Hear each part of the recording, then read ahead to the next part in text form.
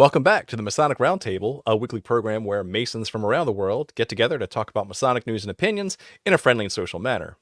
As a reminder, the thoughts and opinions expressed here are solely the opinions of the participants and do not represent any Grand Lodge statements or positions. Make sure you keep your conversations open for the public and on the level. To interact with us, you can send questions and comments live in the chat on Facebook or on YouTube land. Love seeing you guys every Thursday night. But remember, fair warning, your chats may show up on the show. And if you can't catch us live, love having you join us in the replay on both of those platforms or on your favorite podcasting app. You know me. My name is John Ruark. I'm a past master of the Patriot Lodge number 1957 in the wonderful Fairfax, Virginia. Next up for his introduction, the wonderful Joe Martinez. You saw me making faces. That's why you threw me on there. Hi. Indeed. Hi, Joe Martinez. Still worshipful master of the Nassau Lodge number 182. All these other things, I am a member of the ancient and accepted Scottish Rite Southern jurisdiction, and damn glad to be here. Woo! Right on. Awesome. Robert Johnson, how you doing tonight? I'm doing great. How are you guys? Fantastic.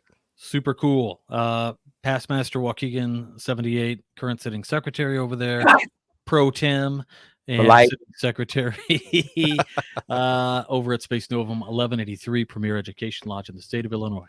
Good to be with you, and yeah, let's get in trouble. Secretary. Hey, everybody. For life, for life, for life. Finally, last but not least, Jason Richards. Hey everybody, Jason Richards here, past master of Vacation Lodge number 16 in Clifton, Virginia, and member of the Colonial Lodge number 1821 in Washington, D.C., and Lafayette Lodge number 79 in Zanesville, Ohio. Woo. And I am not a Scottish Rite Mason. Yet. We can fix that. See, that's the worst trope in all of Masonry. Like when you say you're not something, and they're like, do you want a petition? Oh my God, the only thing that was keeping me from joining was I didn't have a petition. That's what it was. Well, for years. No one has offered me. They didn't think you had a petition because the weird side org actually doesn't have a website. So you got to contact like some dude who knows somebody in the AMD who knows somebody overseas who can get you. Yeah. I know a guy. Yeah. I know a guy too. And that guy is me. And then we have the gall to talk about legitimacy of origin. Shut up, Drew. Legitimacy of origin. Jim Bob in 1965 created this. Here's the wallet card. All right. Checks in the mail, Jason. I mean, petitions in the mail. Let's go. Let's give a special shout out to the patrons who support the show every week. You guys rock my socks. If you want to support the show, head over to patreon.com/the Masonic Roundtable. And we take everybody. You don't have to be a Scottish Rite Mason. True. You don't have to be a member of the Southern or the Northern jurisdiction. Take Jason. Anybody. You don't have to be a Mason. Even. We'll take Jason. That's true. Dudes, ladies, everything in between. We'll take you all. Take it all. None but love. Awesome. Right on. Next up, tarot card of the week. Da-da-da-da. So my turn, and I'm so glad I saw him in the comments because he's getting a shout out. I got a special gift from Metal Drew, and that gift was the Godfather Tarot. Aren't you special? Ginormous. It's got a cool little booklet here. No with way. The Corleone family. Yeah, very cool. Very large tarot set. The cards are very big and heavy. Yeah. So thank you so much, Metal Drew. Love you, man. Not to me. I didn't get a tarot deck from Metal Drew. Well, you had to come to New Jersey and give him hugs and kisses and love and stuff.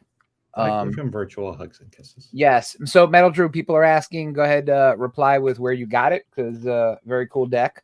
It's heavy deck, so it's taking me a hot minute to shuffle.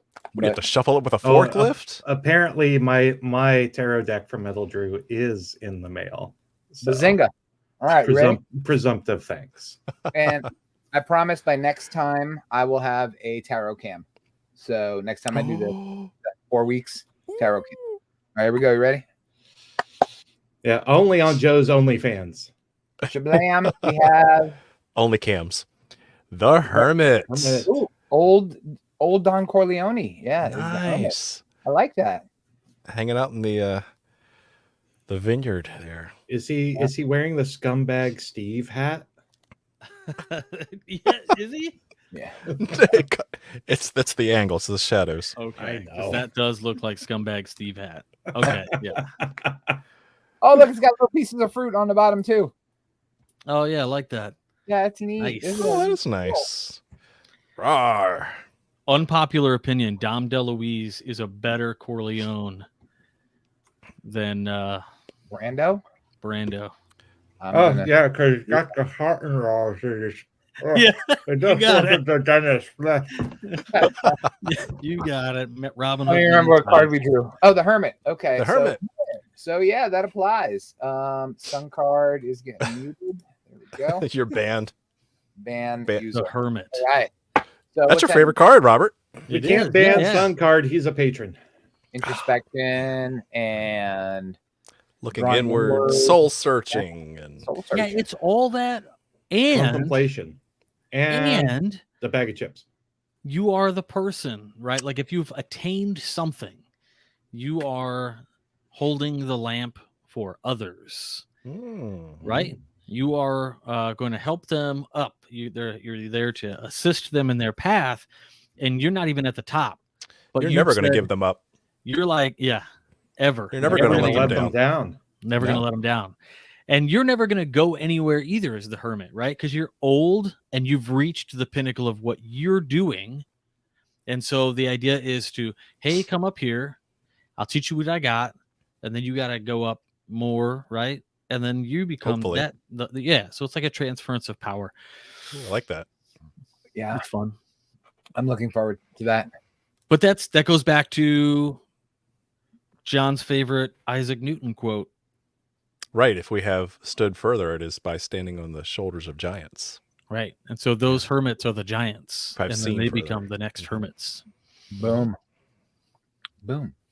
I like that. That's I have not contemplated that interpretation of that, but I totally see it's very apropos. Well, cool. You become the master so that you can then train the next generation. But yeah.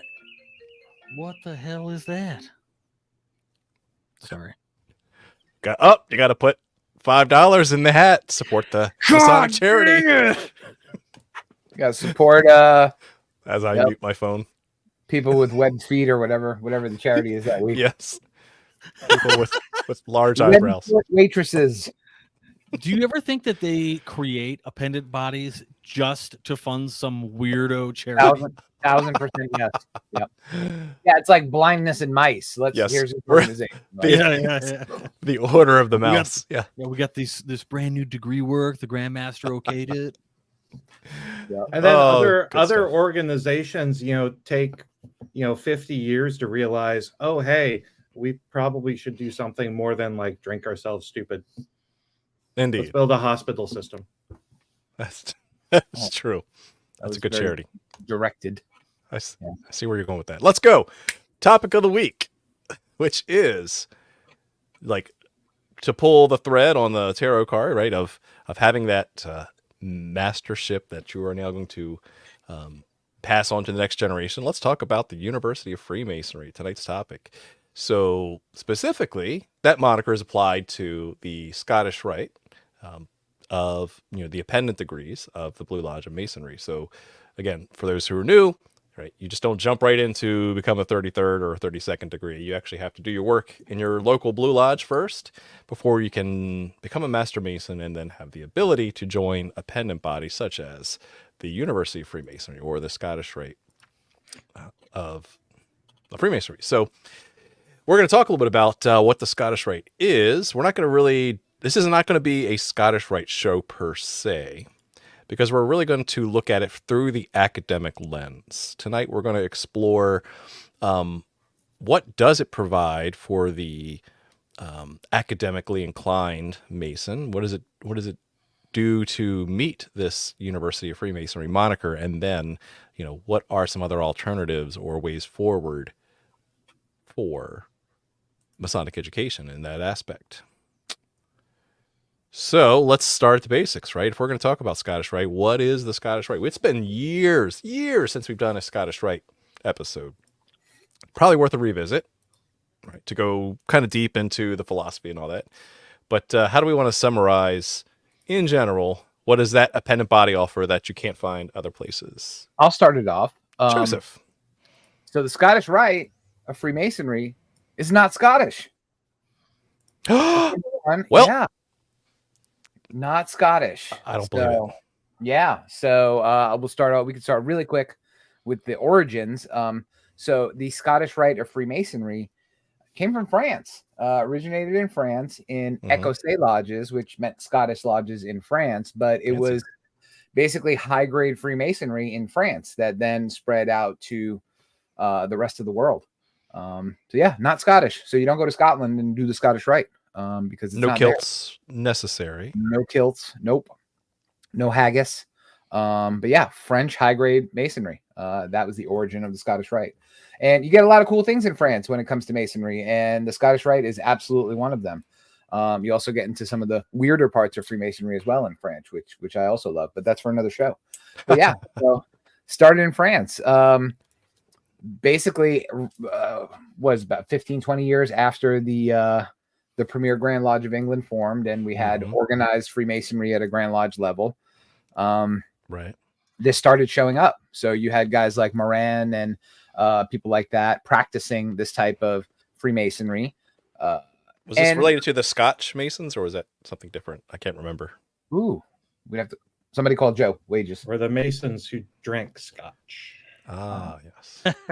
Nice. Yeah, But there's certainly high degrees, right? So if you follow Brent Morris, right, he'll tell you the whole history of how the high degrees got assembled into this system that we currently know as the Scottish Rite. All started in Colorado. And by Jim Bob, 1957. No. Well, so let's skip all the in-between parts because this is not a history of the Scottish Rite. So somebody can find out which episode that was. I was definitely not on. It was BJ before Joe. And when y'all talked about it the first time. But it eventually finds its way into America and the Caribbean and starts to go through some transformations into ultimately what we know as the Scottish Rite of Freemasonry here in the United States. Mostly, absolutely, yes. But this is not a history show. So Google it, get more deets.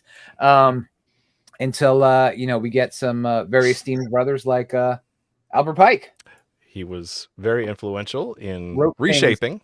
Yes, reshaping, not creating.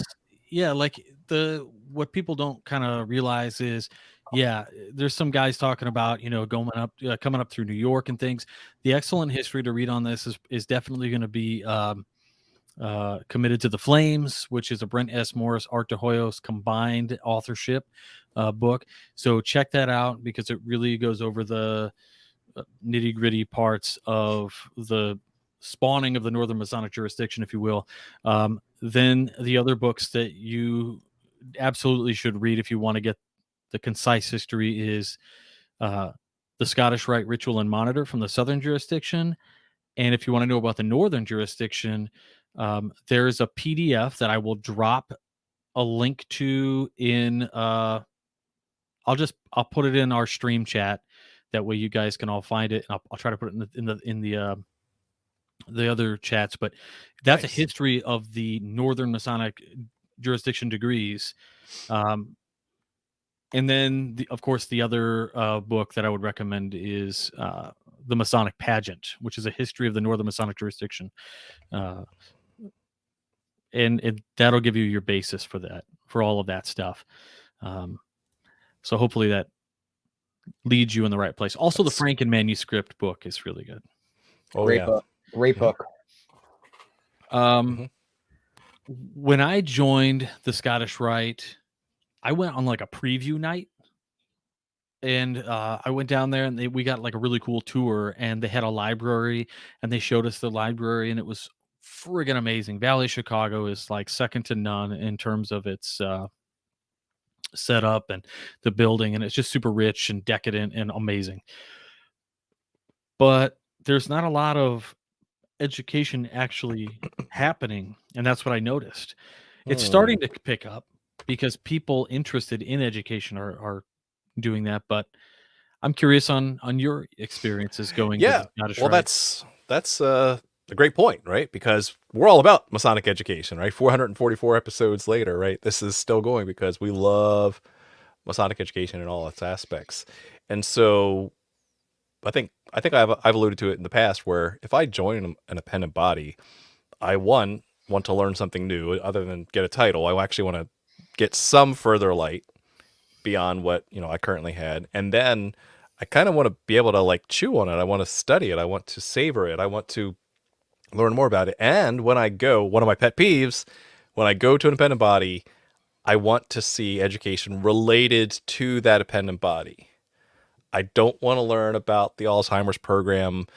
That's something I can get in the Blue Lodge or something I can get publicly, right? I mean, it's like I want Well- to study So the first time I heard parts of the that degree. Scottish Rite talked about as the University of Freemasonry was in a speech by Henry Clausen that he did for the Southern jurisdiction when he was the Grand Commander, and the video was introduced by Ernest Borgnine, and he introduced Henry Clausen, and he talked about how the Scottish Rite is the great repository of Yeah. the mysteries of old and the Great video. University of Freemasonry. And if you watch that, man, if you're like into that stuff, as many of us are, you're like, dang. Oh yeah, where do sign me I- up. Sign me up, dude.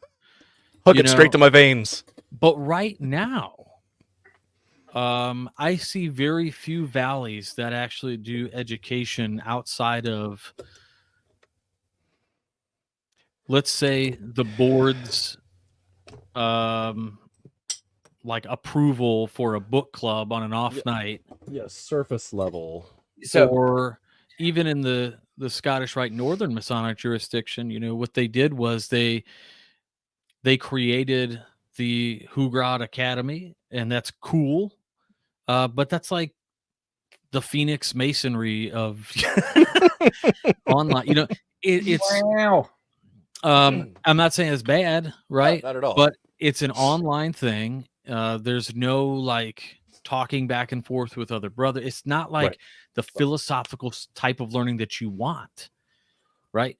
And I think they're starting to realize the fault there, and we can get into that later. But the Southern jurisdiction also has, they've launched programs. Oh, right.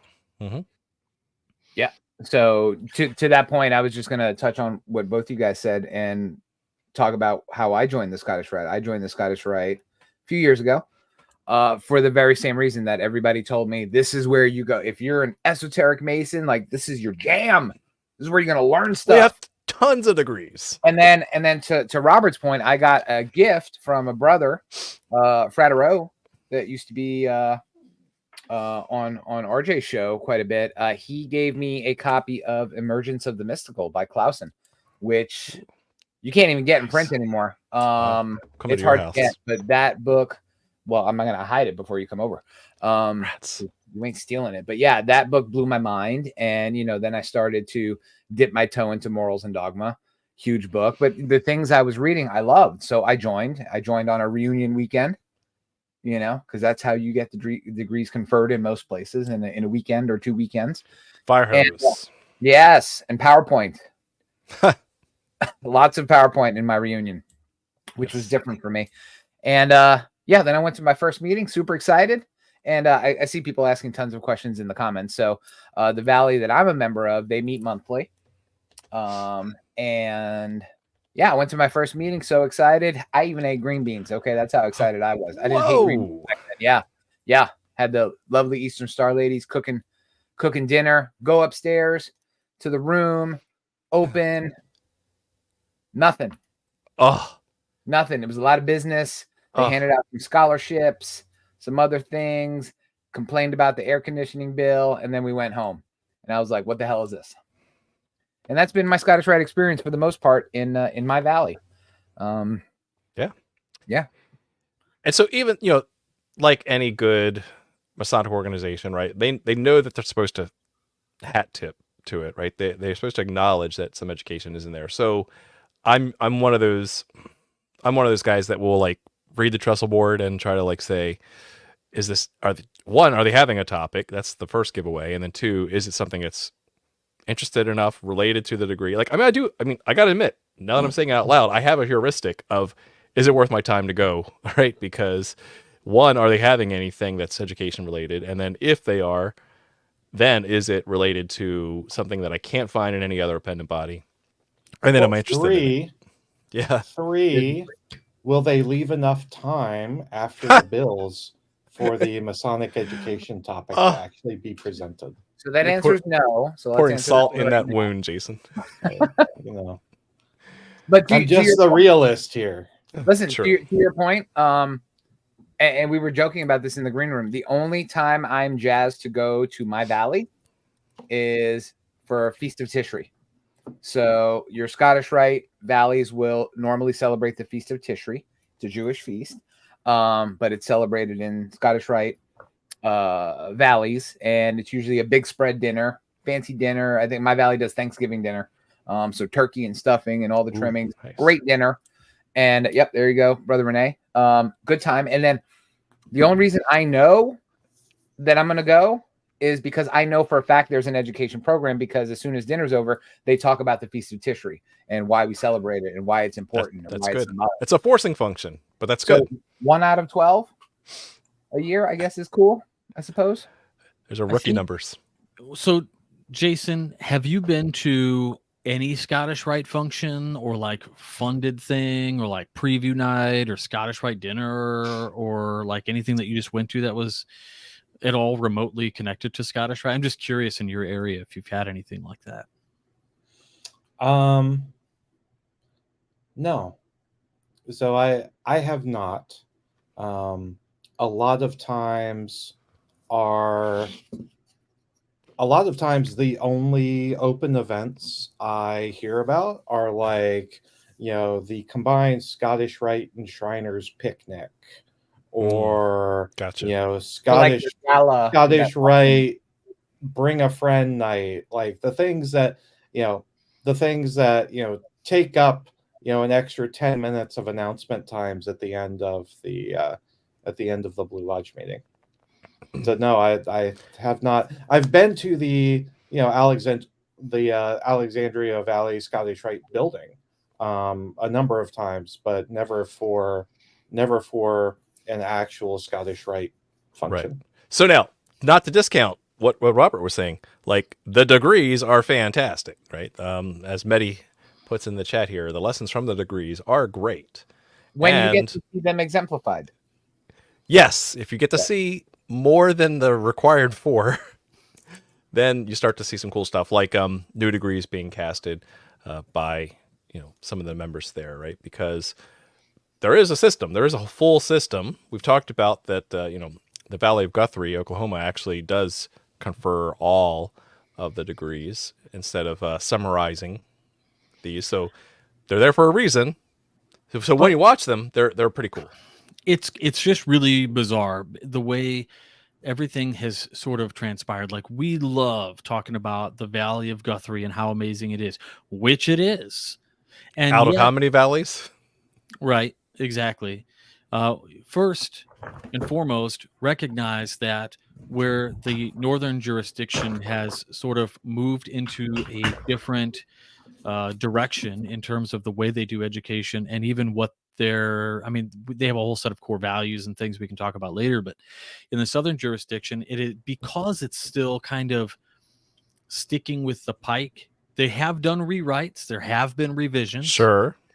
But Innovations. because of that, and because of having scholars at perhaps one of the most astute Masonic temples in the world, right? The DC Scottish Rite Temple, House of the Temple, and having guys like Art de Hoyos and all of these people who talk about Freemasonry on TV and all of this stuff. Because of that, there's a tie to at least the southern jurisdiction elevating some sort of education, and also the correspondence courses, which are now, I believe, online too. I think Maynard ended up getting all those online, and then The weird part, though, is even though this valley like Guthrie does all the degrees, Mm-hmm. if you think about it, it's still really crappy because Why because so? because they gotta like open the fire hose and you gotta drink from a fire hose over 2 days and get everything because you just can't get enough people there on whatever days to allow for, say, a set number of people to come down and enjoy a degree. So instead, right, you got to have the reunion, right? Because you got to bring Yeah. new members in, let old people catch their stuff, uh, revisit the degrees. But it's like, as long as membership is your drive and your success measure, the membership number, if that's your success like point, it's never going to be the University of Freemasonry because that would require you to put Because education what gets first. measured gets done. Exactly. Right. So if you set that target, like if the target is we don't care how many members we have, but we're going to provide quality education per meeting, then that's what gets done. Right. That's so, yeah, I'm a huge fan of like, it's what you chase, it's what you put your attention to that gives it that. So what I'm hearing in summary is despite the degrees being very introspective, very good quality, even better if you can see them, right? And see them in quality performance. After that, in general, blanket statement is that really the Scottish Rite system as it stands today in 2023 is not the University of Freemasonry Well, because and that has connotations to it. Jason? and John, I wanted to touch on that too. Like one of the reasons why I haven't prioritized, Scottish Rite membership is really around the fact that, like, if the degrees are truly amazing and impactful, then I want to see them all. Fair point. And so I know there are some jurisdictions, like I think Minnesota, actually goes. I remember Nick Johnson saying that. Yeah, actually goes and over the course of 6 months actually confers all of the degrees. Now that's Yes. Northern Masonic jurisdiction, but for me, being able to take 6 months to a year and step through each of the degrees, I don't care if like I'm the candidate, like just being able to step through an exemplification of all of those degrees before I become master of the royal secret, like that to me is much more compelling of a business case for the Scottish Rite than going to a reunion, Right. Hitting the top 4 and then having a book study club about the others. Exactly. To that point, just to throw some fire on that, it's a bummer, right? Because we go to, like, I remember when I joined the Scottish Rite, the degrees that I saw that were exemplified, and remember, for those that are Scottish Rite Masons, this, these degrees are meant to be performed as plays, right? That's how they were written, and that's how they're exemplified, right? So you're on video. Or on video, or they were never written to be given to you via PowerPoint, but you're detracting me from my statement, sir. So cut it out.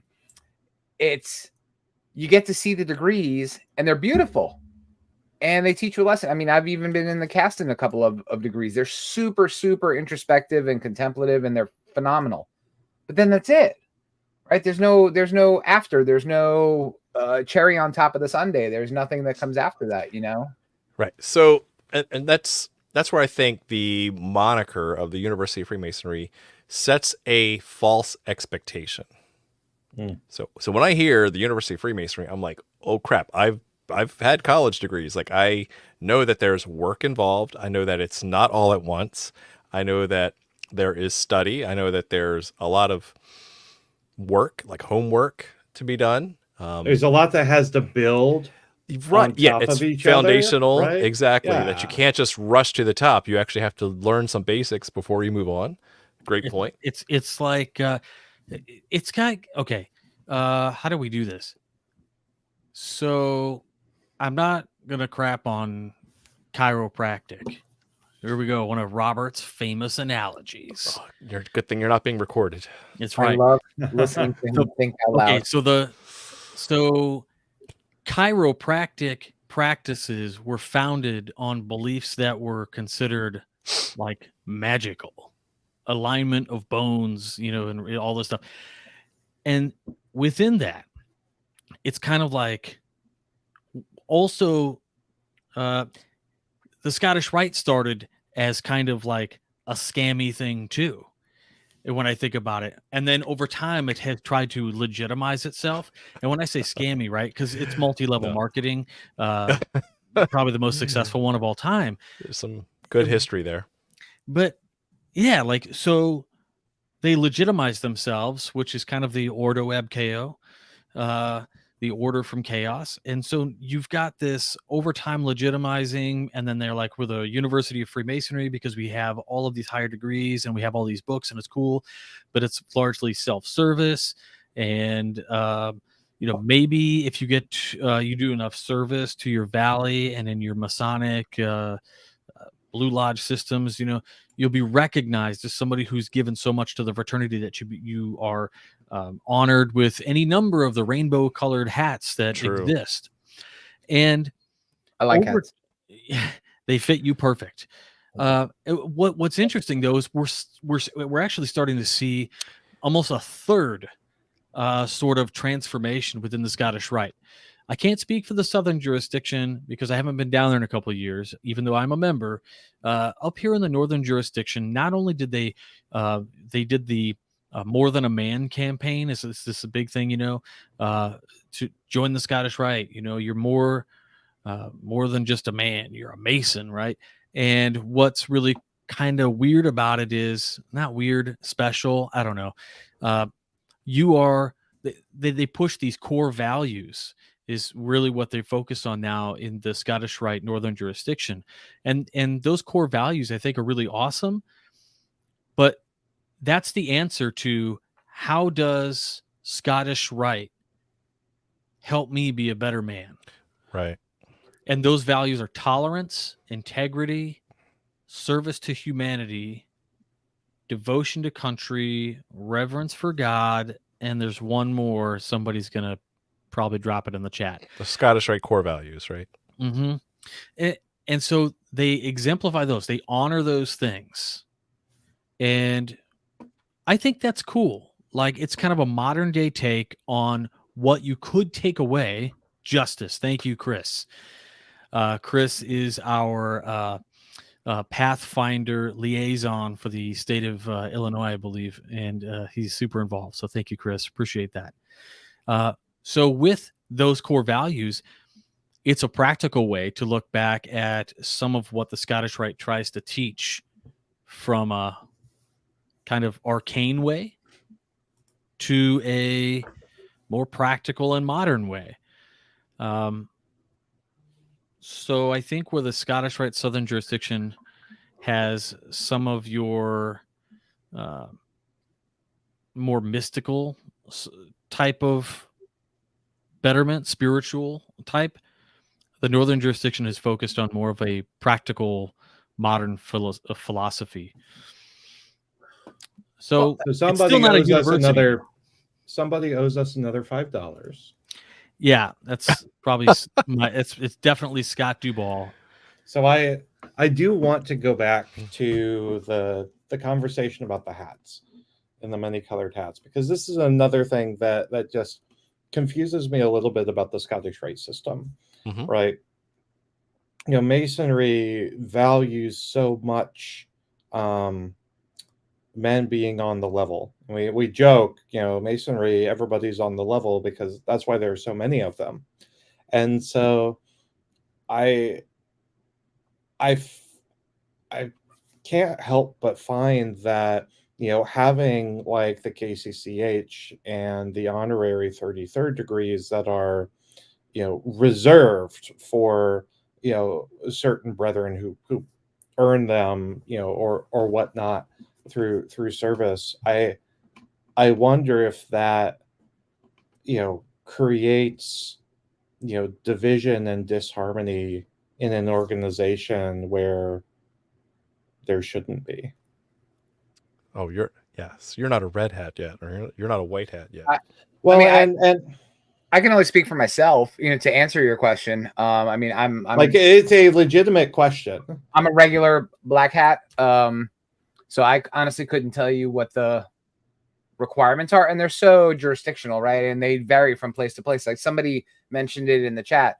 Oh, as long as you get this many petitions, you sign this many petitions, you get a hat, So I couldn't answer what the requirements are, but I've never, me personally, I've never walked into a Scottish Rite meeting and felt different because there was like the red hats don't all sit together, and the honoraries don't all sit together.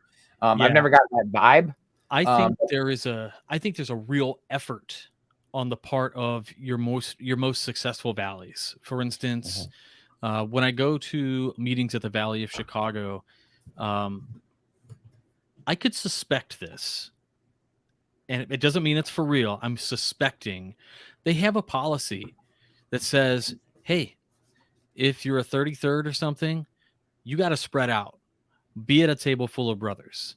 I'm just spitballing. I would hope. I think that's like a thing because I never see it. I think if anybody really hangs out, sometimes it's some of our blue hat guys who are the dudes who are always backstage getting everybody ready for the degrees. There are makeup guys and stuff. So a lot of times they're like cramming food real quick so they can go back and get in wardrobe. But that's really the only time I ever see that.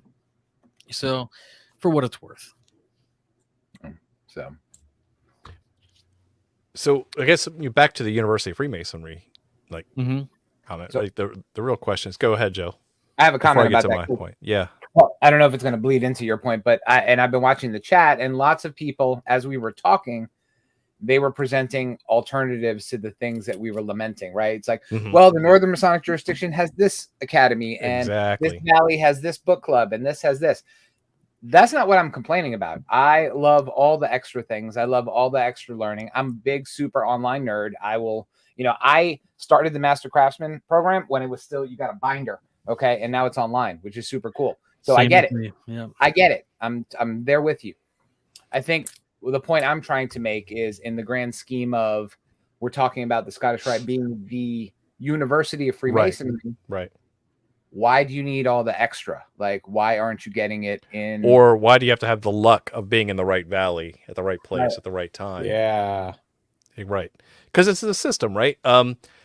Again, there's a ton of degrees. Again, that Pike spent a lot of time rewriting. Again, we all know he pulled from a lot of sources, right, to present this syncretic system that has influences from religion and politics and understanding the divine. Like, there's so much in there that you could spend a lifetime studying it. And yet, again, why should it fall on the individual or the valley to provide that, right? So, that's the $1 million question, right? Who's responsible for Masonic education, right? And in general, it falls on the candidate. However, again, back to the moniker, like when at a minimum, knowing that, we're not going to have an accredited college program, for example, but if I heard something was, and which was my expectation, the University of Freemasonry, I expected a lot more work, contemplation, study, like writing, submissions to be involved with that. Like it is not just a fire hose in 2 weekends kind of thing. And even if it were, like, again, from the degree system, just to get in, get the membership, what's next, right? You have the, do you understand it? Right. Have you passed in Blue Lodge, we have to pass some proficiency in most cases to understand that some cases. So I threw this up there because I wanted to comment on it, and it dovetails exactly into what you're saying.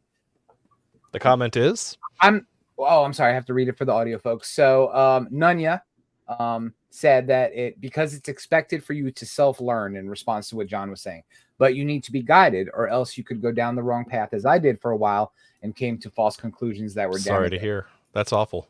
That's a bummer. We still love you, no matter which road you go down. But that's you're making our point for us, right? We're not talking about Diana Vaughn there, right? No. but that comment's making our point. There is no guidance. Like when I finished my reunion, I got my cool ring, I got my hat, I got a copy of A Bridge to Light, and while I was holding that, they threw a copy of Morals and Dogma on top, and then they threw a copy of the Scottish Rite Monitor and Ritual and Guide. Boom, and they said, "Great, goodbye," and I walked out with a stack of books this big and no guidance. Right? There was no follow up. There was no. You got more than I did.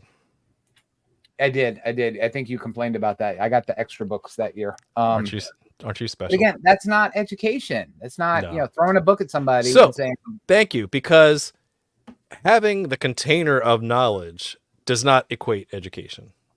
Right. There's a lot of cool stuff in there, but that is not a university. That is not. So I mean, it would be maybe better labeled as maybe a library of Freemasonry. Right? Not a university system. When we say University of Freemasonry, we want it to be Yale, not University of Phoenix. Well, and it's not even ITT Tech. It's not even ITT Tech or Universal Phoenix, right? It's like there's a huge problem. Okay, somebody said earlier, dwindling membership and losing these awesome temples and stuff. Yeah, that happens. Okay, but what's wild is this idea that at some point there were enough Scottish Rite Masons who viewed it as being the University of Freemasonry, who studied these tenets, who studied these core values, who studied this mystical experience within Freemasonry, things like Henry Clausen wrote about, things like, Pike wrote about, or, all of these guys. They thought about those things, and they were there at the Scottish Rite, and you could go there and you could talk to them and you could take classes and you would get guidance by those dudes. And now it's really kind of like the H.G. Wells's time machine, right? It's the Eloy. They show him where the books are, and he's like, "Oh, the books!" And he opens the books, and they just fall apart. There was time now. Now you're going down Twilight Zone with Merges Meredith. But like this whole idea, it's almost like they're just the keeper of the knowledge, but there's nobody really there to assist you in getting it, right? There's no teachers. It's like you got to rely on you. And honestly, there's a reason we have teachers, because if you leave me to my own devices in a library, I'm going to be, cooking up all kind of weird stuff and having, weird vibes and, shaking chakras and crystals and all kinds of goofy shit. Not to say that that's weird, right? Do you have a petition? I have all that stuff. And you had me at chakras. Yeah. A petition is just a very small book. That's right. Perhaps the most used book in Masonry. But like so we don't have enough people to do this, right? So there's no interest. And the people that we do get aren't really interested, and they're all after this sort of tangible thing, which is, John, what you mentioned earlier. What can you measure? You can measure people. And you know what you get at the end of a university education? What, John? A diploma, right? Crippling that says debt? you actually met the requirements to satisfy the degree completion, right? That it is not you showed up, because you can drop out of college, but there are a few people that actually will meet all the requirements to complete the degree. That's right. And even people, you could say, well, it costs a lot of money to do stuff like that. Yeah, maybe. But I seem to remember even Manly P. Hall's Philosophical Research Society for a time was an accredited collegiate course that you could graduate in, like psychic studies or something. Nice. Like, it doesn't take much. I mean, the Universal Life Church, you can take a course and walk away with a doctorate in just about any sort of philosophical thing you want, because they said so. So, I mean, what does it take? What does it take? So let's actually spin it forward, right? So let's enumerate some of the positive things that are going on, that are maybe resources that our brethren don't know about? I got one. Go So ahead. yeah, instead of poo-pooing valleys, I have a shout out to a phenomenal valley. Only been there twice. I wish I could go more, but the Southern Jurisdiction Valley of DC is awesome. That is an awesome valley. They, instead of the once a month thing, what they decided to do was because the Put Scottish salt Rite on their Jurisdiction, green beans. they do. So delicious. Nice. And this is the Chili funniest flakes. comment I've ever seen. No, wait. This one. One thing at a time, Sun I got Car. you, Let's man. let's get Joe out of the East before December we reinvent 2nd, the I'm Scottish there, Rite. brother. No, but this valley, they decided to retool themselves years ago, and instead of meeting once a month, the four bodies of this Scottish Rite Valley meet once a week. So they have a meeting every week, and each body, whether it's the Lodge of Separate ones. Perfection or Rose Qua, they have a Nice. different focus. So the first week is all about history, and the second week is philosophy, and the third week is esotericism. Ooh. So, and it goes, and every month there's 4 valley meetings, and you go to the thing that you're interested in. So if you're interested in philosophy, but not the weird crap, you go to that one. If you're interested in history, you go to that one. So That's like a cool Jason and I approach. would never be in the same valley meeting together, right? But they've decided to do it, and they're sticking with it. And every single week, you know what you're getting in terms of I'm going and I'm going to see a program and I'm going to learn shit. Sorry. So shout out. I wish you were closer. Love going. Now there's another one. We did talk a little bit about Guthrie, the Valley of Guthrie, and I wanted to share that they have a program called, let me get my screen up here. Wait for it. The College of the Consistory, right? And I love the first line. The College of the Consistory exists because you asked for it. Yes. What? Right. And so they actually have Listening to user feedback? What? Well, I mean, No if you're way. charging dues, you better listen to the constituency. You know what I'm saying? And it had me at the word free. So it's free 99. Whoa! It's a self-study program for Scottish Rite Masons of all Orients. Ooh. Well, it should be free because you pay dues. That's true, but I got to go to Oklahoma to get it. And the cool part is, if you look at their application, they ask some hard questions, even right here in the application. Things like, what are your motives for studying the degrees? You're like, why are you here? List some important books about Freemasonry and the esoteric sciences. Go up to they ask you right there, do you have children? So I mean, like once you have more than one kid, you have no time for this. Oh, that's true. Yeah, I'm probably disqualified. Yeah. You're all screwed. Are you a member of other spiritual organizations? Are you ready to invest time and labor in the system of teachings? You know who wrote this. I love it. Who wrote it? This looks like Dunning all over the place. It really does. These are great questions, and really is sort of a Ooh. Yeah, look at these. Do describe your understanding of the concept of the lost word. What or whom do you think Hiram Abiff represents? Express your thoughts on the adage, know thyself. That's amazing. Well, thank you, Middle Drew. You're awesome. You're the man. It's been a while since I've seen those. So yeah, so there's already a system in place that has a threshold of application. Yeah, it's free, but like you got to do some mental work first to get in. That's what I'm looking for, right? I want to work for it. I don't want it to be unattainable. I don't want it to be something that only like super nerds can get to, but I want something that is not just, all right, good luck. Here's a book. Go figure it out. So good job, Guthrie. Yeah, to your point, I mean, and I wanted to say this earlier when we were talking about the history of it, but I experienced this at my valley for my reunion, and you reminded me of it when you were talking about earning it. If you leave the United States, no other place on earth does the reunion thing that we do here in the States. Fire hose. Right, exactly. And like I remember in my reunion class, we had brothers from South America that came up to go through the Scottish Rite here in the United States, because this is the only place where you can go from a Master Mason to a 32nd degree Scottish Rite Mason in one single weekend. Like most of the places, and I don't want to get specific because I don't know all the answers, but like you go to Europe, the highest you'll ever become is a 14th degree, Rose Qua or something like that. And it's unheard of in the rest of the world for you to become a 32nd degree Scottish Rite Mason. Mhm. So it's that, going back to your point, it's that whole, am I working for it kind of thing, you know. Nice. That's just different. It's different here. All right, so we got DC, we got three. Got three. Anything else? Oh, and then Robert, think we'll talk about Hugrat. Yeah. So, well, first of all, I got to give a huge shout out to the Valley of St. Louis.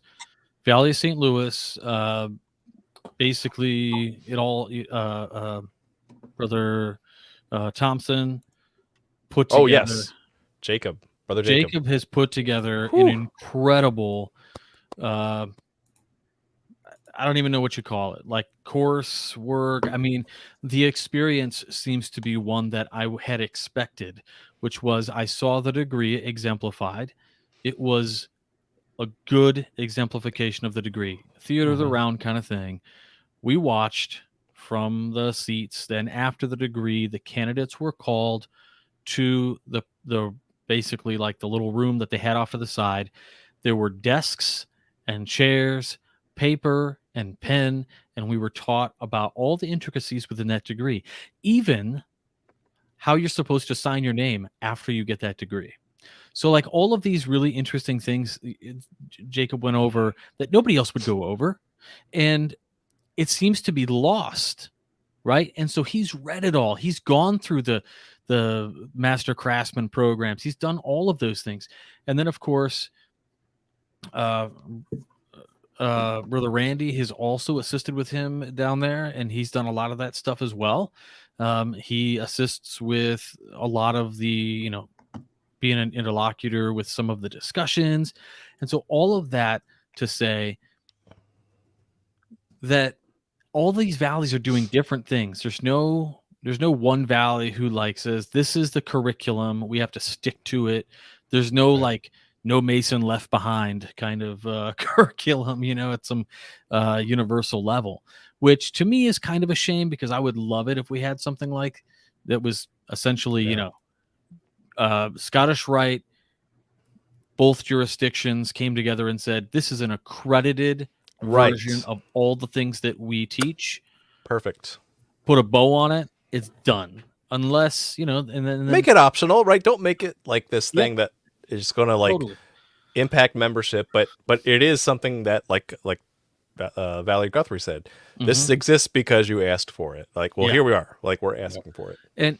And that's the same thing that happened with the Hugrat Academy. Was members said, I want education. I want more than coming in here and getting those 4 degrees. And you could ask any Northern Masonic jurisdiction person, I think maybe 10 years ago, you could have said, what is the royal secret? And they'd be like, I don't know. Because they never actually said it. They never talked about it. Nothing. It really depended on your valley, but it was very sporadic the way these things were put on. It was very patriotic and all of these kinds of things. And it was super nationalistic. And it was a different experience. And membership started saying, well, they were asking questions. Oh, there's prologues to these degrees? Yeah. Have this guy come out and recite the prologue. Oh my God, now there's context. What? And then you watch the degree. Now the next logical step is to have a debrief. So if you're listening and we want to do debriefs, do it. But the Hugrat Academy assists, I think, those learners. At least it's something there that's official, backed by the grand at that level. Yes, at the NMG level, right? And it's free. Mm-hmm. And guys like Oscar Allen, guys like Hodap, guys like Yatim, and all of these other dudes, they volunteer their time and they read over these essays and these answers. And like, if nothing else, maybe you get micro correspondence with, the true Masonic rock stars. Get to rub emails with emails the big with, dogs. You've got an F. Oh yeah, I got an man, F. could you imagine getting an F like from somebody like I think an F from like Art. Well, Art De Hoyos used to do, maybe he still does, the hand grading of submissions. Yeah, I like here's the thing. Do you know who I'm scared of getting an F from? Oscar Allen. I feel like Oscar. I don't think there's anything you could do that would get you a C+ or higher from He's Oscar. just like, yeah, he's like too smart. But you know what? You would take You that C+ suck. and you would be like, I've achieved stuff today. Like, Yeah. I gotta found by special purpose. Yes. So there are answers, I guess. Yeah, there are answers. So let's shift towards the final question of the night. Right. So now we're gonna look forward, right? So we've talked about some systems that are in place that are working, that have the benefits. So the obvious question here is, what would you add? Like what system would you want to see, right? In any way, shape, and form that can get us closer to that perfection of the University of Freemasonry. What types of systems, research, different types of teaching methods, like whatever that is, you get to be creative for now. So let's talk about it, and we'll start with Jason as the non-Scottish Rite Mason, because he's the one who said, "I want to see all the degrees." Lay it out for me. What else would you want to see from a University of Freemasonry perspective? A University of Freemasonry perspective, I would want to see all of the degrees. Ideally, I'd want a separate course for each degree. Ooh, like something that Nanya Business had mentioned. The idea of prerequisites, right, for the degree. Instead of having a prerequisite for the degree, I would bookend each degree with. I would essentially have the degree as a bookend. You see it once, you go through the course and read and review all of the materials, and then you end the course by watching it again. And then, I like that. oh, I like it a lot. Yeah, that's not unlike the flipped classroom approach, which is becoming in vogue, right? Where you don't do homework at home, you actually watch the lesson at home, and then you come in and bring the work in, so you actually have a teacher who's knowledgeable that can help you work through it, right? So you see the degree, and now you actually get to work on it with your peers, have those hard discussions, so that way when you see it again the next time, it becomes that much more exciting. So I love it. You do a paper on it. And yes. Then, yeah. Mm-hmm. You just don't immediately go on to the next degree, right? That would be cool. Yeah. Well, I mean, it's like, Masonic proficiency on steroids. Yeah, right.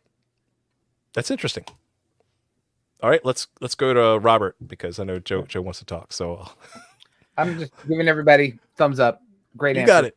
I love it. Yeah, I think this is all awesome. I think I have to look at it in the context of realizing that my romantic feelings about how I want Freemasonry to be, I have to accept it the way it is, and the organization has, in fact, evolved over time, and that, if we want to be and to have all of the greatest and all these great resources and things, that takes capital, and membership numbers drive capital. I don't like thinking that, I became a member of the Scottish Rite because it's a glorified almoners fund. No, like, I'm a member of the Scottish Rite because I enjoy the Scottish Rite philosophies in both jurisdictions. I enjoy the degrees. I enjoy what they teach. I enjoy reading about them. And you'll find me oftentimes after a degree, if there's time, up in a library or on my phone or a tablet in the library, somewhere quiet, reading the degree, going back through it. I think if we want to do anything with Masonic education to turn the Scottish Rite into a University of Masonry, I think it still has to be a choice. Like you mentioned, John, you can't force it on anybody, because not everybody, it's just like in the real world. In the real world, not everybody is going to go into higher education. Right. And in the while it used to be that the Scottish Rite was that thing, was that higher ed, and that wasn't for everybody. But the luring, the elusive sort of more degrees, more knowledge, the coolness thing of it, I think brought a lot of people in. And I would say at the very least, we need prologues always. We need maybe even a handout at the end of a degree, Nice. even if guys throw it away, just a piece of paper. Mhm. An email that goes to their email also. And I think some successes that we're seeing today are, of course, not just the tests and reading, right? But a lot of this active stuff, like the Pathfinder program, which really turns you into an active Scottish Rite Mason. It's pretty incredible. And the passport that we do in the northern jurisdiction, that some southern jurisdictions are starting to adopt. You watch the thing, you get a stamp in your book, so you know you saw the degree, and then it's got a little bit about the core value of that degree described within it. So it helps you sort of internalize. And I think at the very least we could do that. But across the board, make that the minimum that every valley has to do. Mm. And if you do Nice. that, I don't know. Standards. Got to have them. Yeah, I guess that's all. Standards. Joe, What? what say you? Oh, yeah. I was thinking about what Robert said. And this is one of the few times where I find myself disagreeing with him a little bit. I know. It's very rare. And I'm going to hear about it on Facebook Messenger from not only him, but his wife and then my wife. And they're going to talk about how I disagreed with him. But here's the rub. So in my almost 18 years in Freemasonry, what I've learned, not easily, is that, to Robert's point, that many people come to Freemasonry and to the Scottish Rite for a whole host of different reasons, right? We've heard that before, and it tends to be true. But I think if you make available the type of Masonic experience that you want, you will attract people that are interested in it as well, right? And maybe to Robert's point, maybe it's a bit too large of an organization. A Scottish Rite Valley is too large of a thing to pivot and move in that direction. But you've seen valleys that have done this successfully. So like my fix would be, if I was in charge of my Scottish Rite Valley for a day, I would say, we're going to take all that awesome crap that you learn in the Master Craftsman course, and we're going to do it in our valley every single month. We're going to start with the 4th degree, and we're going to kind of like what Jason was talking about. We're going to watch the degree exemplified, and then we're going to do all the things. The stuff in there is amazing, and the things it asks you to read and the questions it asks, they're great. But again, you're doing it in your office at 10 o'clock at night when your kids are screaming and your dogs are barking. That's not conducive. Why not do it within the confines of your lodge building and do it together and have discussions about it and things? And then when you're done with that degree, you move on to the next one. And you know what? If you do them all once a month, it'll take 2 years, but you got it done, and you've all done the type of Scottish Rite Masonry that those that chose to do it wanted to do. But, as I'm saying this again, a valley is a large organization. It's made up of many, many, many Masons from many, many different lodges. So maybe it's too big of an ask. But again, if I was in charge for a day, that's what I would do. Nice. Awesome. I love it. So, so basically I'd like to formally announce that we are launching a University of Freemasonry system. No, I'm kidding. It's a .org, not a .com. It's a .org. We're still trying to get Wilmshurst University off the ground. It's such a great idea. XX. Yes. One day. No. How awesome would that be? So, in summary, everything these guys said, plus, think about the pedagogy, right? You want to make sure that it's something that's engaging, it's enlightening, that it's at their own pace too. Because again, I got a million kids, I'm busy, and life gets in the way. But I do want something that I want to work toward, not unlike the Master Craftsman program, that where, I have to stop and think, and I have to apply it, and I have to start assembling my thoughts and really dig into that philosophy, because I think that's why people join the Scottish Rite, is they want the additional context of, you know, philosophy and politics and religion and how all these things like merge together. Where do they overlap? Where do they not overlap? Right? What does it mean to be a good citizen? How do you uphold all those values that we showed earlier?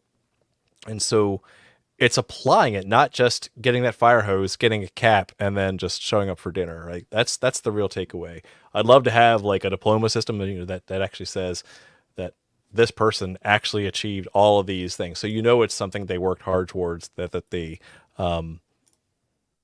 actually were able to achieve something, right? Beyond just paying dues and beyond just what they could get. And again, if we can make it standardized, it's something that is not unlike, you know, the Who Grade Academy, where, you know, you do something for Scottish Rite as well, that it's something that is consistent across all valleys. So it doesn't matter what valley you're part of, then even better. So yeah, that's amazing. So let's look forward and let's see how we can, you know, structure that for Masonic education going forward.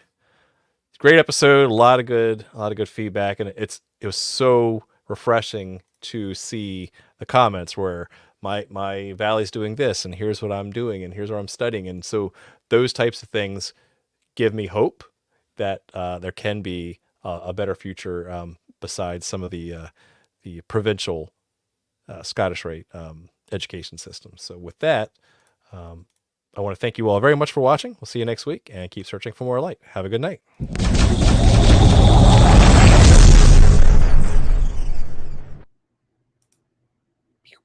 Wow.